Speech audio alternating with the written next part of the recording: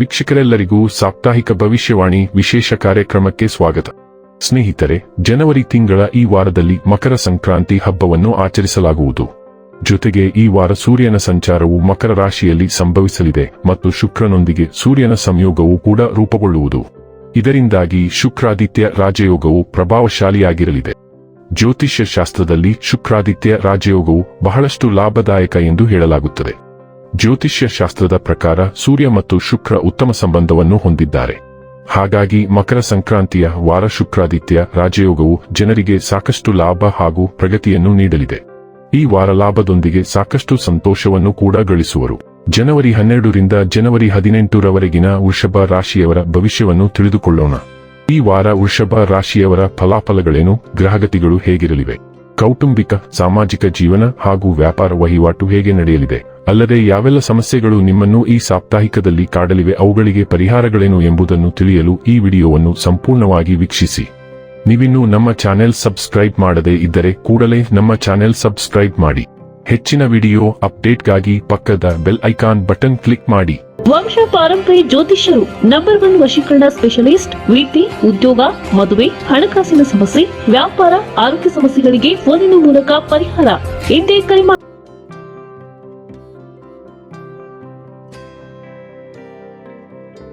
ಸ್ನೇಹಿತರೆ, ವೃಷಭ ರಾಶಿಗೆ ಸೇರಿದ ಜನರಿಗೆ ಈ ವಾರ ಕುಟುಂಬದ ವಿಚಾರಗಳಿಗೆ ಸಂಬಂಧಿಸಿದಂತೆ ಸಾಕಷ್ಟು ಸಂತೋಷಮಯವಾಗಿರುವುದು.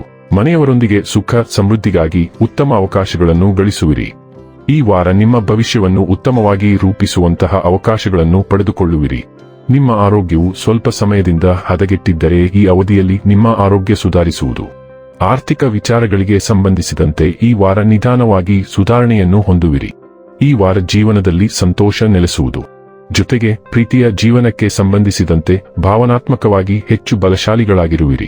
ಈ ವಾರ ನಿಮ್ಮ ಮನಸ್ಸು ಶಾಂತವಾಗಿರಲಿದೆ. ಹಾಗಾಗಿ ನಿರ್ಧಾರವನ್ನು ತೆಗೆದುಕೊಳ್ಳಲು ಇದು ಉತ್ತಮ ಸಮಯವಾಗಿರುವುದು.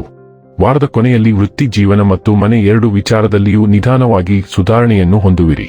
ಚಂದ್ರ ರಾಶಿಗೆ ಸಂಬಂಧಿಸಿದಂತೆ ಕೇತು 4ನೇ ಮನೆಯಲ್ಲಿರುವುದರಿಂದ ಈ ವಾರ ನಿಮ್ಮ ಆರೋಗ್ಯವು ಸುಧಾರಿಸುತ್ತದೆ. ಆದರೆ ಜೀವನದ ವಿವಿಧ ಕ್ಷೇತ್ರಗಳಲ್ಲಿ ನಡೆಯುತ್ತಿರುವ ಏರಿಳಿತಗಳು ನಿಮಗೆ ಪ್ರಕ್ಷುಬ್ಧತೆಯನ್ನುಂಟು ಮಾಡುತ್ತದೆ. ಆದ್ದರಿಂದ ನೀವು ಮನಸ್ಸಿನ ಶಾಂತಿಯನ್ನು ಸಾಧಿಸಲು ಬಯಸಿದರೆ ನಿಕಟ ಸ್ನೇಹಿತರೊಂದಿಗೆ ಸ್ವಲ್ಪ ಸಮಯವನ್ನು ಕಳೆಯಬೇಕಾಗುತ್ತದೆ. ಚಂದ್ರ ರಾಶಿಗೆ ಸಂಬಂಧಿಸಿದಂತೆ ಶನಿ 11ನೇ ಮನೆಯಲ್ಲಿರುವುದರಿಂದ ಈ ವಾರ ಪೂರ್ತಿ ನಿಮ್ಮ ಆರ್ಥಿಕ ಜೀವನ ಉತ್ತಮವಾಗಲಿದೆ.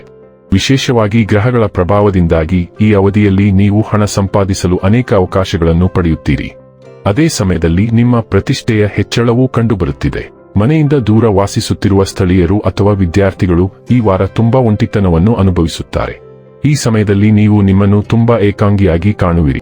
ಇದರಿಂದಾಗಿ ನೀವು ವಿಚಿತ್ರವಾದ ಬಿಗಿತವನ್ನು ಅನುಭವಿಸಬಹುದು. ಅಂತಹ ಪರಿಸ್ಥಿತಿಯಲ್ಲಿ ಈ ವಾರ ನಿಮ್ಮ ಒಂಟಿತನವು ನಿಮ್ಮನ್ನು ನಿಯಂತ್ರಿಸಲು ಬಿಡಬೇಡಿ ಮತ್ತು ಸಮಯ ಸಿಕ್ಕಾಗ ಹೊರಗೆ ಹೋಗಿ ಸ್ನೇಹಿತರೊಂದಿಗೆ ಸಮಯ ಕಳೆಯಿರಿ. ಕೆಲವೊಮ್ಮೆ ನಮ್ಮ ಜೀವನದಲ್ಲಿ ತಪ್ಪಾದ ಸಮಯದಲ್ಲಿ ಒಬ್ಬ ವ್ಯಕ್ತಿ ಪ್ರವೇಶಿಸುತ್ತಾನೆ. ಇದರಿಂದಾಗಿ ಕೆಲಸದಲ್ಲಿ ನಮ್ಮ ಏಕಾಗ್ರತೆ ಭಂಗವಾಗಬಹುದು. ಅಂತಹ ಸಮಯದಲ್ಲಿ ನಾವು ಬಯಸದಿದ್ದರೂ ಯಾವುದೇ ಕೆಲಸವನ್ನು ಸಮಯಕ್ಕೆ ಪೂರ್ಣಗೊಳಿಸಲು ಸಾಧ್ಯವಾಗುವುದಿಲ್ಲ. ಇದರ ನೇರ ಪರಿಣಾಮವು ವೃತ್ತಿ ಜೀವನವನ್ನು ಅಡ್ಡಿಪಡಿಸುತ್ತದೆ.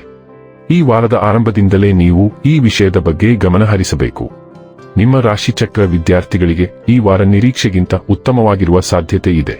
ಅಂತಹ ಪರಿಸ್ಥಿತಿಯಲ್ಲಿ ನಿಮ್ಮ ಕಡೆಯಿಂದ ನೀವು ಪ್ರಯತ್ನಿಸುತ್ತಲೇ ಇರಬೇಕು ಮತ್ತು ಕಠಿಣ ಪರಿಶ್ರಮ ಮಾಡುತ್ತಲೇ ಇರಬೇಕು.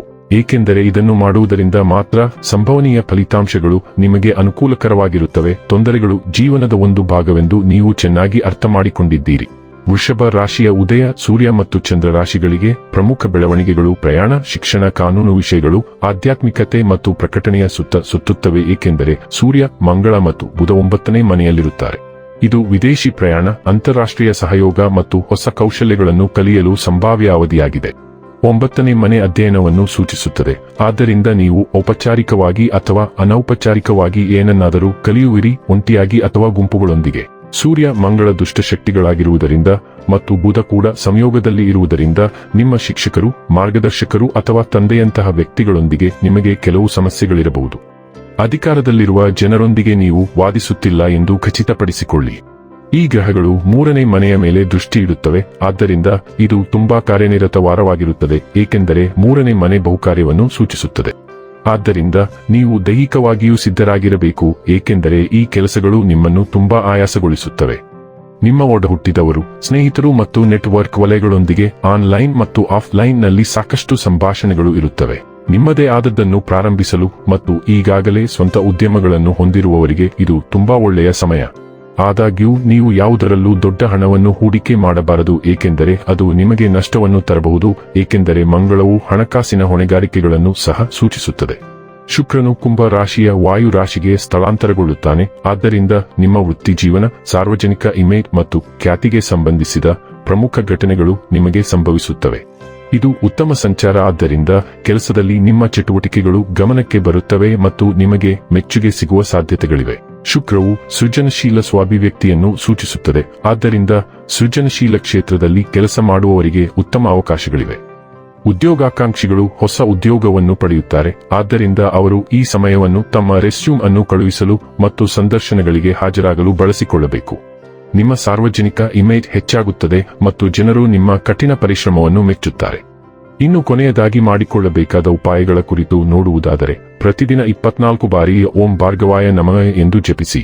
ವೀಕ್ಷಕರೇ, ಇದಾಗಿತ್ತು ವೃಷಭ ರಾಶಿಯ ಜಾತಕದವರ ಜನವರಿ 12 ರಿಂದ ಜನವರಿ 18 ರವರೆಗಿನ ಫಲದ ಮಾಹಿತಿ ಇಷ್ಟವಾದರೆ ವಿಡಿಯೋವನ್ನು ಲೈಕ್ ಮತ್ತು ಶೇರ್ ಮಾಡಿ. ಹಾಗೆ ಚಾನೆಲ್ ಸಬ್ಸ್ಕ್ರೈಬ್ ಮಾಡುವುದರ ಜೊತೆಗೆ ನಿರಂತರ ವಿಡಿಯೋ ಅಪ್ಡೇಟ್ಸ್ಗಳಿಗಾಗಿ ಪಕ್ಕದ ಬೆಲ್ ಐಕಾನ್ ಕ್ಲಿಕ್ ಮಾಡಿ.